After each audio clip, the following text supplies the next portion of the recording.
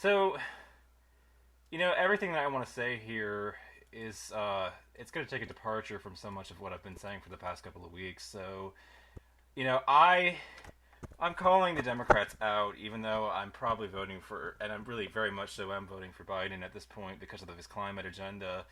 You know, I don't trust Biden to actually fight for his climate agenda, but I do trust the Sunrise Movement to hold his feet to the fire. And I do trust that the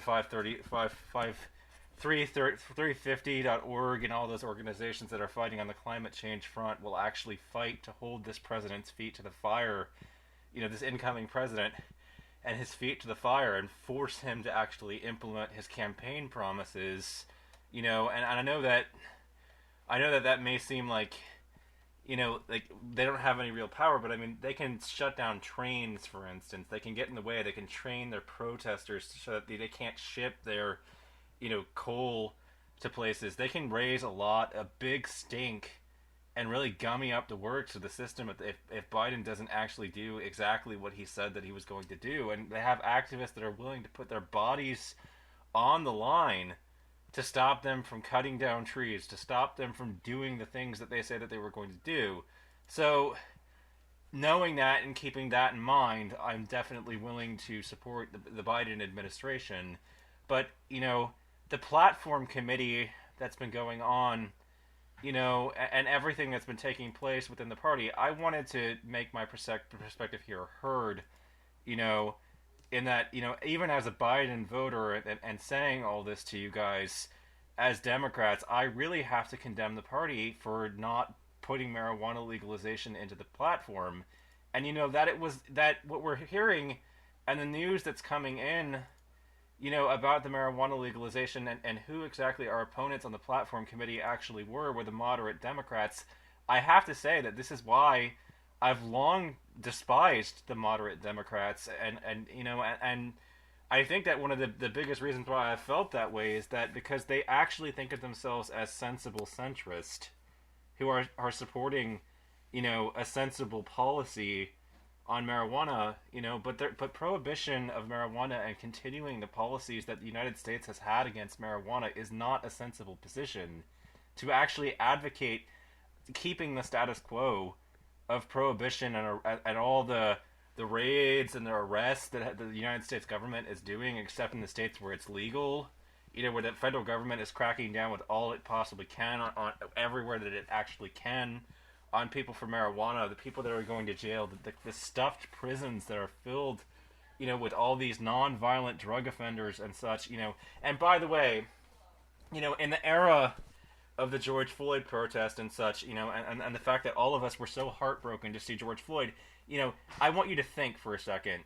What is it exactly that a cop could use to pull a black man from his car and shoot him, for instance, killing him, but for the idea that his car smelt a little bit of marijuana, okay? So keep things in that context. Have that image in your mind as I'm making this point and such, because this is very much so a civil rights issue. And by the way, if you happen to be a woman, as far as identity politics are concerned, if you happen to be female, then you also should care about this, because, and especially the black females, because of the fact that how many, of those women are now affected personally, for instance, by the fact that that all their husbands are behind bars, for instance, for this drug war. Maybe I support the idea of legalizing marijuana in part, and I'm condemning the party on this front for this, epic fuck up and dropping of the ball, because of the fact that I want to see quite a few of the people that have been locked up in the past for marijuana possession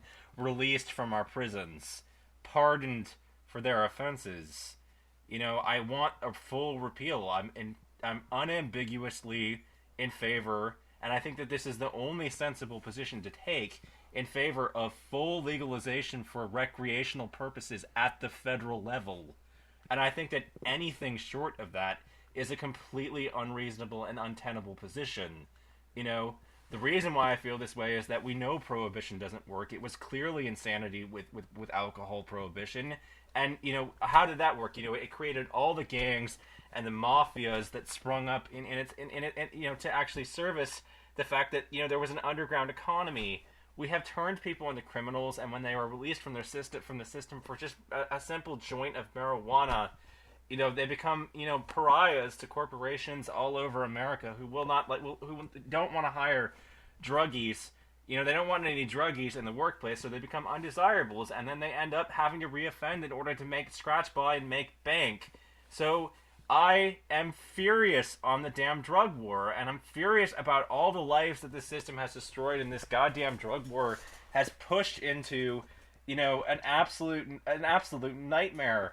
And the United States government is spending an enormous amount of money on the war on drugs. It cannot afford to spend this much money, especially when that money could be channeled for things that the United States government needs far more, and our citizenry and the public needs far more than to actually crack down on nonviolent drug offenders who are not really all that much of a threat or consequence to society. You may say that legalization will lead ultimately to more people using, but that doesn't actually matter. Who cares? Who gives a damn if the policies actually result in more people smoking pot? I certainly don't, and I don't think it is a reasonable position to care at all. To even be concerned that it may cause more people to use, it just seems to be an unreasonable and untenable position. There is only one sensible policy and position when it comes to marijuana, and like I said, that is for full legalization for recreational purposes. Anything short to that is a vote for continuing the insanity that we are witnessing on the drug war and have to experience on a constant basis. It is continuing the war on drug users and their families. It is continuing to uproot their lives and do untold damage far in excess of anything that the marijuana itself will actually do to a person. Marijuana does not hurt people enough using it for it to make sense to keep it illegal, and besides that, alcohol is a far greater menace to society, and that every year a whole bunch of people end up dead for drunk drivers and their behavior. Alcohol and it doesn't just personally affect them. When you smoke a joint, for the most part, generally you just want to sit in a chair and relax and either fall asleep or watch something and get entertained. Just watch something on television, an interesting, trippy television show or something. When you get drunk, you want to get behind the wheel and drive at 150 miles per hour and do donuts on the fucking freeway. That's what alcohol does to people. One of these substances completely destroys a person's inhibitions. The other just makes them chill and relax. So it doesn't make sense. It doesn't make sense what we're doing at all when one of these does far more harm than the other. That marijuana happens to be illegal. Our policies are a form of insanity, and anybody who's actually thinking realizes that what we are doing is a fucking crazy, failed policy. It is continuing to replicate the same failures over and over and over again. The dream of living in a world without drugs and the dream of living in a world where nobody wants to get high and nobody smokes pot is an untenable one. It is a world that does not exist, cannot exist, will never exist. The drug users and people and potheads and that particular cohort will be with us for as long as there is a civilization. As long as there are people on the planet, there will be potheads. The hope and dream of a world without drugs has clearly become something that is just fundamentally impossible to achieve. So the only sensible position then becomes, to tolerate them and let them be readmitted into ordinary society. The centrists and the moderates who are not backing this bill are not pushing a sensible position. They are pushing insanity. They are pushing the extenuation and continuing down a course that is fundamentally unreasonable and insane. So, I would leave you with a quote, but I have to issue some prefaces about that quote. I disagree with the context in which it was used originally, and that I think that the Voting Rights Act and the Civil Rights Bill were fundamentally good ideas, and that when the Supreme Court started shooting down those bills, started shooting down the Voting Rights Act, we as a party, as Democrats, began to pay the price for that almost instantaneously, where they began shutting down polling places all over the place. They said in the reasoning at the court that if we wanted to quit discriminating on the basis of race, then we needed to quit discriminating on the basis of race. But now that was used almost instantaneously to trigger the massive lines that you see all over the country in the polling places, that people are in line to vote for 6+ hours, where DMVs have been removed so that people have to trek halfway across the state to get actual proper identification to actually show up and vote in these elections. You know, that is what happened. So when I say this and everything, I'm not, I want to know that I want you to know that the civil rights bill that the guy was condemning when he originally said that is something that has my full endorsement, and I condemn him for condemning the civil rights bill, and yet still I want to rescue the quote that he actually said, which is that extremism in defense of liberty is no vice. Well, the vice is to be against liberty as far as pot is concerned.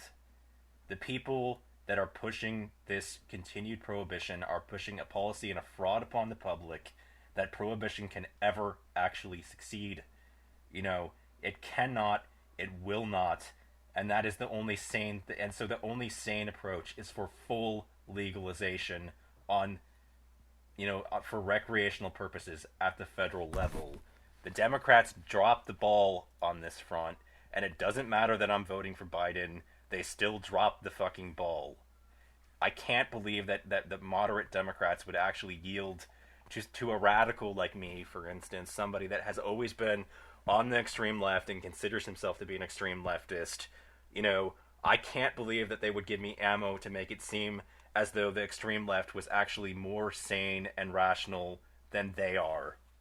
But they did.